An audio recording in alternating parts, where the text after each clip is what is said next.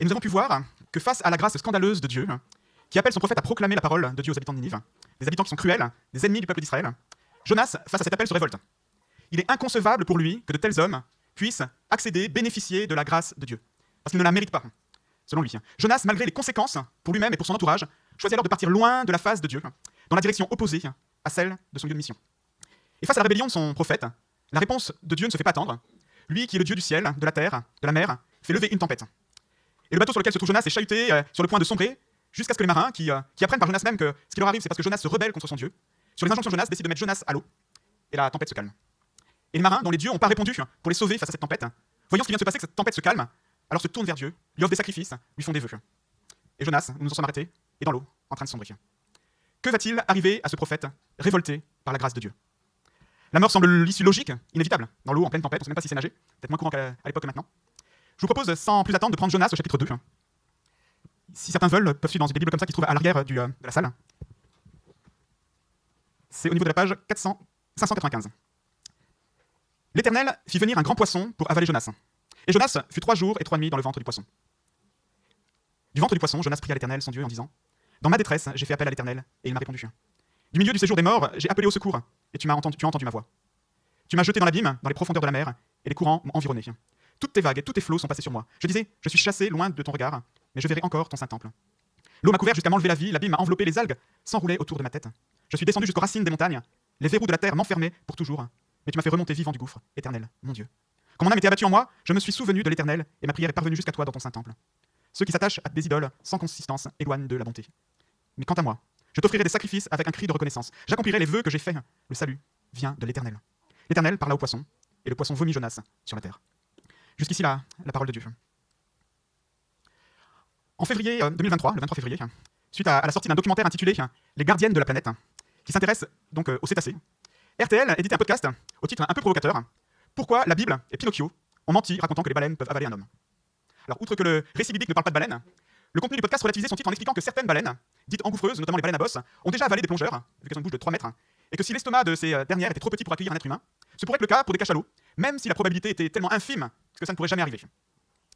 D'autres personnes, tentant de montrer la plausibilité de l'histoire de Jonas, ont recherché des témoignages d'hommes qui auraient pu, autre que Jonas, être avalés par des poissons et qui auraient survécu. Ainsi, au XIXe siècle, en pleine période de chasse à la baleine, l'histoire d'un marin appelé le Nouveau Jonas a rapidement fait sensation, alors qu'il expliquait être resté 36 heures dans l'estomac d'un cachalot, avant d'être craché. Preuve de la véracité d'un récit biblique pour les uns, supercherie pour les autres. Quoi qu'il en soit, nous assistons dans ce récit biblique à un miracle. Une intervention divine qui défie les statistiques humaines, et même l'ordre naturel des choses. Il est question de l'intervention souveraine du Dieu créateur, qui ordonne à une de ses créatures marines d'avaler Jonas alors qu'il est en train de se noyer. Un Dieu tout-puissant, tel qu'il se présente dans l'ensemble de sa parole, qui permet à Jonas de survivre dans un lieu qui n'est pas fait pour maintenir la vie, les entrailles d'un poisson, mais plutôt pour la digérer. Nous sommes ainsi loin de l'image du célèbre film d'animation de Walt Disney. Un petit pantin en bois, sur son radeau avec son grand-père, dans le ventre d'une grande baleine, au milieu d'épaves de bateaux en train de pêcher à la ligne des poissons pour essayer de manger, et qui finit par allumer un feu, qui fait éternuer la baleine et qui le fait sortir du ventre de la baleine. Et la position de Jonas, même si nous l'avons vu dimanche dernier et d'une juste conséquence de sa révolte, n'en est pas moins inconfortable. Un lieu pour le moins étriqué, il devait se sentir à l'étroit, un lieu sans lumière, humide, même poisseux, un endroit qui devait sentir bon les tripes de poisson, les sucs gastriques, pas moyen d'ouvrir la fenêtre ou de faire des courants d'air. Et c'est dans ce contexte que Jonas fait monter une prière à Dieu, un poème, un psaume. Certains commentateurs y voient de multiples bribes de psaumes. Mais quoi de plus normal pour un homme de Dieu, pétri de la parole de Dieu, que d'utiliser ce qu'il connaît de la parole pour prier son Dieu? Nous y trouvons de nombreuses images qui décrivent la mort que Jonas a presque expérimentée. Il est question du séjour des morts, des vagues et des flots qui lui passent dessus, on l'imagine ballotté dans la mer en furie, l'eau qui commence à l'entourer, le voilà qui tombe jusqu'à sombrer dans l'abîme, au niveau des racines des montagnes, les algues sur le fond marin qui lui caressent la tête, qui semblent presque l'étrangler. On assiste ainsi au cheminement de Jonas de haut jusqu'en bas de la mer. Pourtant, quand il fait cette prière, il est dans le ventre d'un gros poisson, une sorte d'entre-deux inconfortable, précaire, pour passer d'une mort certaine, nous voyons la fin du récit à la vie. Et peut-être t'est-il arrivé comme Jonas, non pas littéralement bien sûr, mais de te retrouver dans le ventre d'un poisson, d'un gros poisson, au point de te sentir en sursis, oppressé par les circonstances de la vie, peut-être par tes choix, peut-être même par ta rébellion face à Dieu. Tu t'es placé dans une situation dont tu ne sais plus comment t'extirper. Tu te sens peut-être honteux, désespéré, seul, sans plus aucun contrôle sur ta vie. Sans personne pour entendre tes cris, pour te soutenir, si ce n'est le Dieu du ciel, créateur du ciel, de la mer, de la terre. Peut-être que ça a été ton cas, peut-être que c'est ton cas en ce moment. Alors cette partie du récit de Jonas est là pour toi ce matin. Pour te présenter un Dieu qui poursuit par sa grâce ses enfants, même les plus rebelles. Un Dieu qui fait grâce, même quand les prières que nous lui adressons sont incomplètes, et manifeste à quel point l'image que nous nous faisons de nous-mêmes est souvent bien trop belle, et que la connaissance que nous avons de Dieu est bien partielle et déformée. Quand nous regardons cette prière de Jonas, elle est assez déconcertante. Personnellement, quand je la lis, j'ai un sentiment du style, mais tu regrettes vraiment, Jonas, ce que tu as fait? Les commentateurs ne sont pas tous d'accord d'ailleurs pour dire, mais est-ce qu'il s'agit vraiment d'une prière de repentance ou pas? Et je vous propose ce matin de garder ce flou, en sachant que c'est vrai que souvent nos prières, notre position devant Dieu, ne sont pas parfaites, ne sont jamais parfaites. Et c'est pourquoi ce texte a quelque chose à nous dire ce matin. Et je vous propose de regarder cette prière sous deux angles, de considérer les signes d'un retour à Dieu et d'un changement d'attitude de Jonas. Pour regarder ensuite en quoi ce retour est incomplet, en quoi cette prière est incomplète. Et regarder enfin la manifestation de la grâce de Dieu, qui quelque part transcende cette prière qui est incomplète. Je voudrais souligner trois signes d'un retour à Dieu. Nous l'avons vu dimanche dernier, une des caractéristiques de la rébellion de Jonas, c'est son mutisme. Et c'est pas étonnant qu'un des premiers signes du retour à Dieu, peut-être le plus flagrant, c'est la fin de ce mutisme. Nous assistons ici à un flot de paroles. Alors que Jonas n'avait pas adressé un seul mot à Dieu durant tout le chapitre 1, maintenant rien ne semble pouvoir l'arrêter. On a presque l'impression que Dieu ne peut pas en placer une. Et il faudra d'ailleurs qu'il attende le chapitre 3 pour que Dieu s'adresse à nouveau à Jonas. La guerre froide semble terminée. Jonas a fini de bouder. Et Jonas fait appel à son Dieu. Au verset 3. Verset 3 aussi, il appelle au secours. Au verset 8, il prie. Verset 10, il veut offrir des sacrifices. Sans doute des sacrifices de reconnaissance pour le salut que lui occasionne cette baleine. Ce gros poisson. Il fait des vœux à son Dieu, verset 10. De plus, il commence sa prière par « J'ai fait appel à Dieu et il m'a répondu ». Pour poursuivre, passer au tutoiement, quelque chose de beaucoup plus personnel. Nous assistons donc là à un changement pour Jonas à la fin de ce mutisme. Un autre changement notable, c'est la reconnaissance du jugement de Dieu. Comme nous l'avons souligné dimanche dernier, Jonas n'a jamais caché sa volonté de vouloir partir loin de la présence de Dieu. C'était le but affiché d'ailleurs. Et dans ce psaume, il exprime son éloignement d'une façon légèrement différente. Il ne s'agit plus seulement d'un éloignement physique. Il dit « Quand mon âme était abattue en moi, je me suis souvenu de l'Éternel », verset 8. C'est comme si Jonas se réveillait d'un état d'amnésie ou d'une trop forte consommation d'alcool, une sorte de gueule de bois spirituelle. Il en ressort groggy de cette confrontation avec Dieu. Peut-être comme quelqu'un qui se retourne et qui se dit « Mais qu'est-ce qui s'est passé dans les dernières heures que j'ai vécues? Où est-ce que j'en suis en fin de compte ?» Et il se rend compte, peut-être d'une façon dramatique, que Dieu semblait sur le point de lui donner ce qu'il demandait, d'être éloigné pour toujours de sa face. Jonas était sur le point de mourir dans son état de révolte face à Dieu, chassé loin de sa face. Et c'est parfois le moyen que Dieu utilise comme jugement dans nos vies. Il nous donne ce que nous désirons alors que nous nous endurcissons dans le péché. Et c'est ce qu'exprime l'apôtre Paul dans le passage de Romains, chapitre 1, verset 24, si vous voulez le lire, où Dieu dit qu'à cause de l'idolâtrie des personnes, il les laisse succomber au désir de leur cœur. Mais là, Jonas semble reprendre ses esprits, avoir repris ses esprits à temps. Par cet aveu, il reconnaît en fin de compte qu'il s'était mis à vivre comme si Dieu n'existait pas, comme si Dieu n'était pas là, ne se souvenant pas de l'Éternel. Et sans jamais le dire explicitement, c'est avec cet aveu à mi-mot de sa faute, sans jamais qualifier son amnésie comme telle, que Jonas reconnaît qu'il s'est retrouvé confronté au jugement de Dieu, qui a utilisé les éléments naturels, la tempête, pour appliquer son jugement sur lui. Il est intéressant de noter que la mer et les eaux tumultueuses dans la Bible sont souvent, pas toujours, mais souvent considérées comme des moyens de jugement de Dieu pour des personnes pécheurs. Nous avons par exemple la mer Rouge qui engouffre les soldats égyptiens qui suivent le peuple d'Israël dans la traversée. La montée des eaux par exemple aussi avec Noé, quand c'est le seul qui survit dans l'arche et que tout le monde périt submergé par les flots. Face à ce jugement, Jonas n'adresse aucun reproche à Dieu pour la situation dans laquelle il se trouve. Et sans dire non plus que c'est juste, et là j'anticipe un peu la suite. Fin du mutisme, reconnaissance du jugement de Dieu, un troisième changement, un désir renouvelé de jouir de la présence de Dieu et d'obéir. Jonas mentionne 2 fois dans ce passage le Saint-Temple. Pour un Israélite, c'est le lieu par excellence où Dieu manifeste sa présence. Le lieu où le peuple de Dieu est appelé à se rassembler pour manifester sa joie de lui appartenir, renouveler ses vœux, offrir des sacrifices à Dieu. En exprimant sa crainte de ne plus voir le Saint-Temple, au moment même où il allait passer de la vie à trépas, en exprimant sa reconnaissance dans sa prière exaucée soit montée jusqu'au Saint-Temple, Jonas affirme que son bien le plus précieux est en fait la présence de Dieu. Et que son bien le plus précieux, en fait, c'est Dieu lui-même. La perspective du temple est quelque chose qui le réjouit alors qu'il se trouve dans le ventre d'un gros poisson. Son âme était abattue quand il était dans les flots, mais maintenant, même dans le ventre du poisson, ce n'est plus le cas.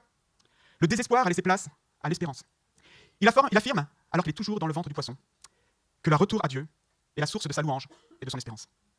Il sait voir dans ce poisson une manifestation de la grâce de Dieu et non de son jugement. Alors que les flots étaient là pour son jugement, le ventre du poisson étriqué et puant est là pour son salut. Et cette joie du retour à Dieu est en même temps accompagnée d'un retour à l'obéissance. Jonas s'engage à accomplir ses vœux. Mais de quoi parle-t-il? Des nouvelles résolutions qu'il a prises dans le ventre du poisson?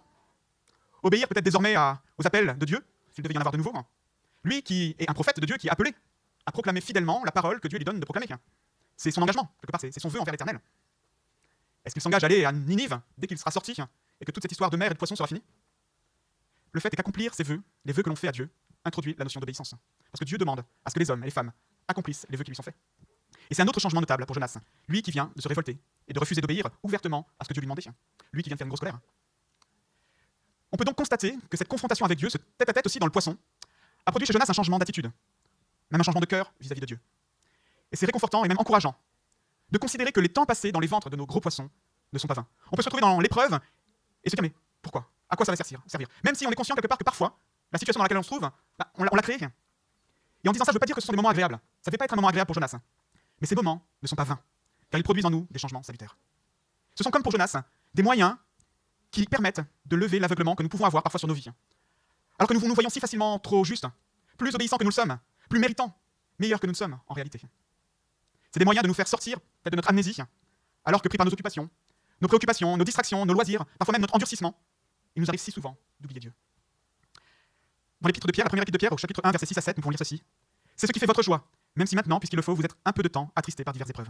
La valeur éprouvée de votre foi, beaucoup plus précieuse que l'or, qui est périssable et que l'on met souvent pourtant à l'épreuve du feu, aura pour résultat la louange, la gloire et l'honneur lorsque Jésus-Christ paraîtra. Si c'est donc une grâce que Dieu nous accorde, ne gâchons pas nos poissons. Mais comme Jonas, revenons à Dieu et redécouvrons la joie et le bonheur d'être au bénéfice de sa présence, même au cœur de nos épreuves. Si tu te trouves oppressé, contraint par les épreuves de ta vie, et que tu ne connais pas ce Dieu de grâce, alors je t'encourage vraiment à ne pas hésiter. Et crie à lui, cherche sa présence. Le salut vient de l'Éternel. Cours à lui. Pourtant, si l'épreuve par laquelle passe Jonas, des suites de sa désobéissance, semble porter des fruits, et conduire à une transformation de cœur, en tout cas un changement d'attitude, nous pouvons être surpris de ne pas voir certaines choses dans ses prières. Et la plus grande surprise est sans doute que Jonas ne mentionne jamais son péché. Même s'il reconnaît avoir oublié Dieu, même s'il se retrouvait confronté au jugement de Dieu qui l'a conduit aux portes de la mort, il ne demande jamais pardon à Dieu pour son péché. Il ne demande pas pardon à Dieu pour son endurcissement, pour sa révolte face à Dieu, pour son mutisme, son chantage, l'éloignement. Il ne demande pas pardon alors qu'il a choisi la désobéissance, pensant savoir mieux que Dieu ce qui est bon pour lui, mieux que Dieu ce qui est bon pour les Ninivites, mieux que Dieu ce qui est bon même pour son peuple, qu'il voulait protéger de ce peuple méchant, de ses adversaires. Nous trouvons dans cette prière de Jonas quelque chose de bien différent que les paroles par exemple du roi David, au psaume 32, j'irai les premiers versets. De David cantique. Heureux celui dont la transgression est enlevée et dont le péché est pardonné. Heureux l'homme à qui l'Éternel ne tient pas compte de sa faute et dont l'esprit ne connaît pas la ruse. Tant que je me taisais, mon corps dépérissait, je gémissais toute la journée, car nuit et jour ta main pesait lourdement sur moi. Ma vigueur avait fait place à la sécheresse de l'été. Je t'ai fait connaître mon péché. Je n'ai pas caché ma faute, j'ai dit, j'avouerai mes transgressions à l'Éternel, et tu as pardonné mon péché. C'est ainsi que tout fidèle peut te prier au moment convenable. Et si de grandes eaux débordent, elles ne l'atteindront pas. Contrairement à David, qui avoue ses transgressions, qu'il ne les nomme péché, qui reconnaît le lien de cause à effet entre sa révolte et ce qui l'accable, et on peut voir noter justement l'image encore des eaux qui l'entourent. Contrairement à David qui désire avant tout être délivré de son péché et qui cherche en Dieu son salut pour être pardonné, pas juste pour être sauvé physiquement, Jonas recherche auprès de Dieu le salut pour sa vie. Jonas ne prononce aucun mot de confession. Il n'exprime aucun lien direct entre son péché et les circonstances de sa vie. Contrairement à David, il n'associe pas son péché, pourtant tellement manifeste, quelque chose qu'il ne pouvait ignorer, aux conséquences qui l'ont conduit aux portes de la mort. Et comme je l'ai déjà souligné, ça ne veut pas dire que toutes les épreuves que l'on traverse sont en lien forcément avec notre désobéissance, et on l'a vu déjà il y a 15 jours avec cette prédication sur Job. Mais c'était ici le cas pour Jonas. La suite du récit de Jonas, au chapitre 4, nous montrera effectivement que Jonas n'accepte toujours pas la grâce de Dieu, qu'il trouve toujours scandaleuse pour les Ninivites. On lit Jonas le prit très mal et fut irrité. Quand il voit justement que les Ninivites changent d'attitude, il prie à l'Éternel en disant: Ah Éternel, n'est-ce pas ce que je disais quand j'étais encore dans mon pays? C'est ce que je voulais éviter en fuyant Tarsis. En effet, je savais que tu es un Dieu de grâce et de compassion, lent à la colère et riche en bonté, et qui regrette le mal que tu envoies. Le processus de repentance pour Jonas semble ne pas être allé jusqu'au bout. Et il est d'ailleurs intéressant de noter le terme qui est utilisé pour le poisson quand il libère Jonas. Il vomit Jonas. C'est ce même verbe, par exemple, qui est utilisé par l'apôtre Jean dans Apocalypse pour parler de l'église de Laodicée qui vit le compromis, qui vit l'aveuglement dans son péché. Nous pouvons lire: Je connais tes œuvres, c'est Jésus qui s'adresse à son église. Je sais que tu n'es ni froid ni bouillant. Si seulement tu étais froid ou bouillant. Ainsi, parce que tu es tiède et que tu n'es ni froid ni bouillant, je vais te vomir de ma bouche. En effet, tu dis: Je suis riche, je me suis enrichi, je n'ai besoin de rien, et tu ne sais pas que tu es malheureux, misérable, aveugle, pauvre et nu. Je te conseille donc d'acheter chez moi de l'or purifié par le feu, afin que tu deviennes vraiment riche, des vêtements blancs afin que tu sois habillé et qu'on ne voit plus la honte de ta nudité, ainsi qu'un remède à appliquer sur tes yeux, afin que tu vois. En plus de cette absence de confession de péché, alors même que le péché est l'expression de l'idolâtrie, parce que l'on choisit de préférer le péché plutôt que Dieu, parce qu'on préfère garder la souveraineté sur nos vies plutôt que de laisser Dieu nous dire ce que nous avons à faire. Pour Jonas, par exemple, choisir le bien de son peuple Israël, le désir d'être aux commandes de sa vie. Jonas semble se désolidariser complètement de ceux qui s'attachent à des idoles sans consistance et qui éloignent de la bonté. Ce que Jonas proclame sur les hommes et les femmes qui font du centre de leur vie autre chose que Dieu, et pourtant juste, en refusant de se soumettre à Dieu, en cherchant leur raison d'être loin de Dieu, leur épanouissement loin de Dieu, leur accomplissement ailleurs qu'en Dieu, les hommes et les femmes s'éloignent de la source de la vraie bonté. Mais Jonas, ne reconnaissant pas son péché devant Dieu, pourtant s'exclut de ce cas de figure. Il se désolidarise de ces personnes idolâtres. Quand il dit: Quant à moi, il ne fait pas partie des autres, je t'offrirai des sacrifices avec un cri de reconnaissance, j'accomplirai les vœux que j'ai faits, le salut vient d'Éternel. Il refuse de se reconnaître comme idolâtre, alors qu'il a choisi lui-même ce qui convenait bon. Si le psaume de Jonas est un encouragement de savoir que Dieu travaille dans nos vies, à travers nos épreuves, et que nous sommes appelés à ne pas gâcher ces temps à part, la prière incomplète de Jonas nous exhorte à être attentifs et à aller au bout de nos démarches de repentance, en reconnaissant sérieusement et entièrement notre péché, afin de ne pas passer à côté de la bonté de Dieu, de ce Dieu qui veut nous donner plus qu'un secours physique et matériel, un Dieu qui veut nous délivrer de notre péché, qui veut nous transformer. Et peut-être que ce matin, pour toi, ça implique de revoir ta copie. Peut-être par rapport à une épreuve, une difficulté, tu te sens sorti d'affaire, sorti d'épreuve et tu te dis: bon, c'est bon, j'ai assuré, ça suffit. Plus besoin d'aller plus loin, de reconnaître pleinement le péché, alors que tu le sais, la situation dans laquelle tu t'es trouvé peut-être en lien avec un péché. Peut-être que cela doit passer par une reconnaissance publique, alors que ton péché a été fait devant tout le monde, devant l'Église. Tu as tout à gagner à revenir au pied de celui de qui vient le salut. Tu as tout à gagner à ne pas chercher seulement auprès de lui le salut pour tes besoins matériels, pour ton corps, mais pour ton âme, qui te délivre du péché. Il est encore aujourd'hui ce Dieu riche en bonté, lent à la colère. Alors n'hésite pas, ne tarde pas, ne te prive pas de la bonté de Dieu, de cette bonté de Dieu. Mais il y a encore plus, il me semble, dans ce passage. Et je voudrais terminer avec ça. Parce qu'en effet, malgré la prière incomplète de son prophète, nous voyons Dieu a choisi de faire grâce. Et quelque part, dans un sens, c'est un scandale.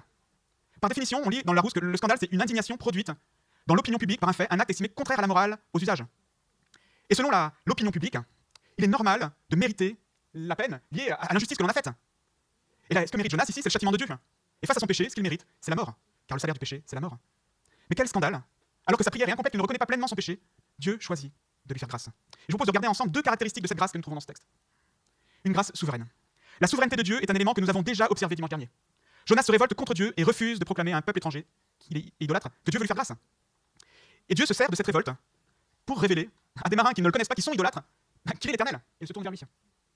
Mais cette souveraineté de Dieu est aussi à l'œuvre pour manifester sa grâce envers Jonas. Certes, une grâce physique, là, pas une grâce face au péché. Mais Dieu n'en a pas fini avec Jonas. Mais dans cette situation, Dieu n'a pas été pris au dépourvu. Il ne s'est pas dit, oh ben zut, comment vais-je faire maintenant que Jonas est tombé à l'eau? Mais j'aurais pas dû faire appel à lui. Il n'y aurait pas un poisson dans le coin? Mayday, Mayday, quel est le poisson le plus proche qui pourrait engloutir Jonas? Le texte nous dit littéralement que l'Éternel prépara un grand poisson pour engloutir Jonas. C'est ce qu'on voit dans la traduction d'Arby. Dans son plan de grâce, Dieu avait préparé ce grand poisson, non seulement pour qu'il sauve Jonas de la noyade, mais pour qu'il garde Jonas pendant 3 jours et 3 nuits. Dieu avait prévu ce tête-à-tête avec Jonas. Dieu avait prévu ce temps de transformation dans la vie de Jonas. Dieu avait noté dans son agenda, rendez-vous 3 jours avec Jonas dans les entrailles d'un gros poisson, même si Jonas ne le savait pas. Dans sa grâce souveraine, Dieu est le Dieu des rendez-vous.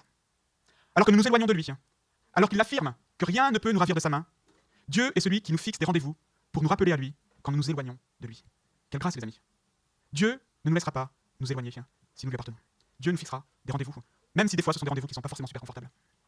Si notre salut, si nos progrès spirituels devaient dépendre uniquement de nos ressources, il y aurait de quoi s'inquiéter, les amis. Et même de désespérer.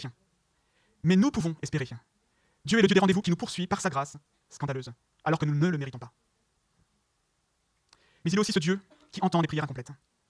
La prière incomplète de Jonas est entourée, si on regarde, par la manifestation de la grâce de Dieu. Nous avons ce poisson qui arrive avant la prière, et ce poisson qui recrache Jonas et qui le ramène à la vie, quelque part, après la prière de Jonas. La grâce de Dieu entoure littéralement cette prière de Jonas. Et Dieu n'a pas attendu que la prière de son prophète soit parfaite pour lui venir le secourir. Il n'a pas attendu que Jonas ait tout compris sur qui était vraiment Dieu, sur l'étendue de sa grâce, sur même l'étendue de son péché, pour le sauver. Quel encouragement, les amis. Quel émerveillement. Imaginons que Dieu attende que l'on ait tout compris sur l'étendue de notre péché pour qu'il vienne à notre secours, qu'il nous sauve. On serait accablé, ça serait incapable, ça serait impossible. Dieu n'attend pas qu'on ait tout compris sur notre péché. Mais si on devait de même, Dieu devait attendre qu'on ait tout compris sur qui il était, sur l'étendue de sa grâce, on pourrait encore attendre longtemps. Mais Dieu fait grâce même quand on n'a pas tout compris. Dieu est celui qui entend les prières incomplètes de nos vies. Alors que notre aveuglement nous cache parfois notre péché. Alors que la honte peut nous accabler. Alors que la peur de mal faire ou l'échec peut nous tétaniser. Alors que nous sommes parfois tellement complaisants avec nous-mêmes. Alors que nous avons une vision si étriquée et incomplète de Dieu, de sa grâce, de sa justice, de sa sainteté, de sa souveraineté.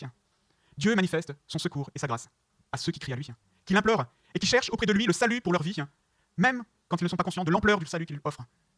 Sans trembler. Sans doute, nous pouvons donc dès aujourd'hui dire avec le prophète Jonas, quand bien même nous sommes peut-être encore dans les entrailles du poisson, en pleine épreuve, le salut vient de l'Éternel.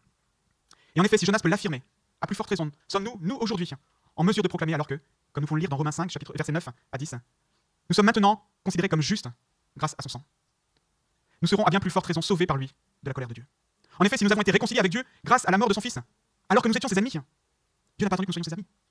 Alors nous serons à bien plus forte raison sauvés par sa vie, maintenant que nous sommes réconciliés.